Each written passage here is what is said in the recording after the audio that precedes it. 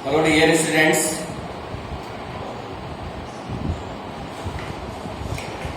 कुछ special circumstances ऐसी रही कि लंबे समय तक मैं तुम्हारी क्लास नहीं ले पाया, बट वेलकम बैक।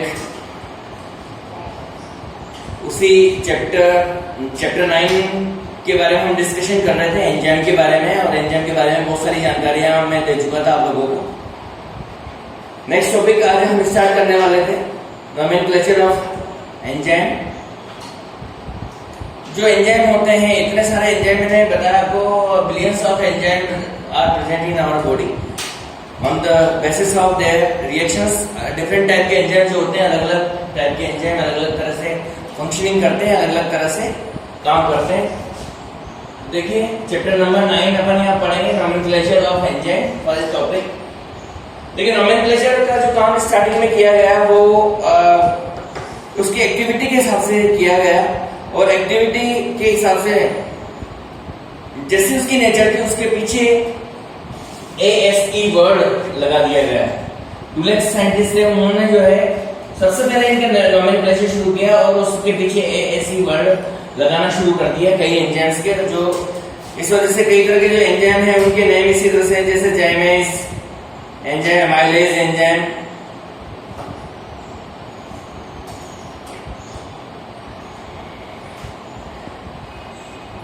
इसी में आगे बढ़ते समय जो है ये दो तरीके से ASE लगाना शुरू किया। अब दो पैटर्न होते हैं इसमें, on the basis of substance, कि जिस सब्सटेंस में वो केमिकल रिएक्शन कर रहा है उस सब्सटेंस के पीछे ASE आप लगा दीजिए। और दूसरा, कैसी वो केमिकल रिएक्शन कर रहा है, उसकी केमिकल रिएक्शन किस तरह की होती है, उसके पीछे ASE लगा दीजिए। दो तरह से इसका नोमेनक्लेचर हम करते हैं, ठीक है। केमिकल रिएक्शन, जैसे सुक्रोज के ऊपर कोई एंजाइम रिएक्शन करता है, कोई एंजाइम किस पे रिएक्शन करता है, सुक्रोज पे, तो उसका नेम हो जाएगा सुक्रेज।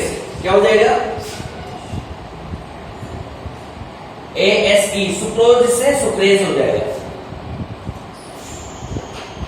इसी तरह से कोई माल्टोज पे कोई रिएक्शन करता है तो उसका जो नेम हो जाएगा वो क्या हो जाएगा, माल्टेज हो जाएगा। क्या हो जाएगा,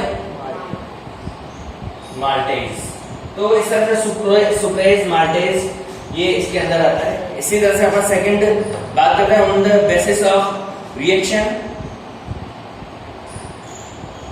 रिएक्शन किस तरह की रिएक्शन वो कर रहा है, जैसे किसी में से वो हाइड्रोजन हटा रहा है, क्या हटा रहा है, तो उस एंजाइम का नेम हो जाएगा हाइड्रोलाइसिस। क्या हो जाएगा,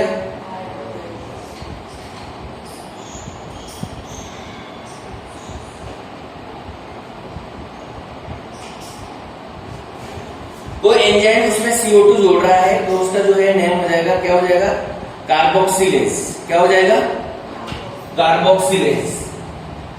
CO2 को कार्बो कहा जाता है, तो CO2 हटा रहा है, कार्बोक्सिलेज। तो इस तरह से केमिकल रिएक्शन, किस तरह की केमिकल रिएक्शन वो करता है उसके बेस पे जो है इनके नेम दिए जाते हैं। तो दो ही पैटर्न है जिसके हिसाब से जो है इनका नोमेनक्लेचर किया जाता है। बहुत सारे एंजाइम है, ज्यादातर एंजाइम है, इनका जो है नोमेनक्लेचर इसी तरह से किया गया है।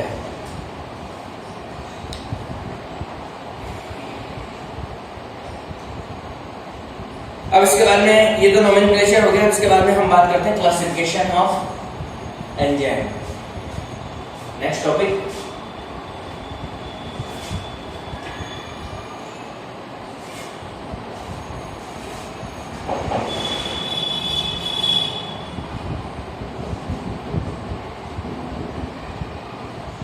एंजाइम को किस तरह से क्लासिफाई किया जा सकता है। एंजाइम की स्टडी के लिए जो है इंटरनेशनल यूनियन बनी हुई है, जिसे कहा जाता है IUP। फुल फॉर्म है इसकी इंटरनेशनल यूनियन ऑफ बायोकेमिस्ट्री।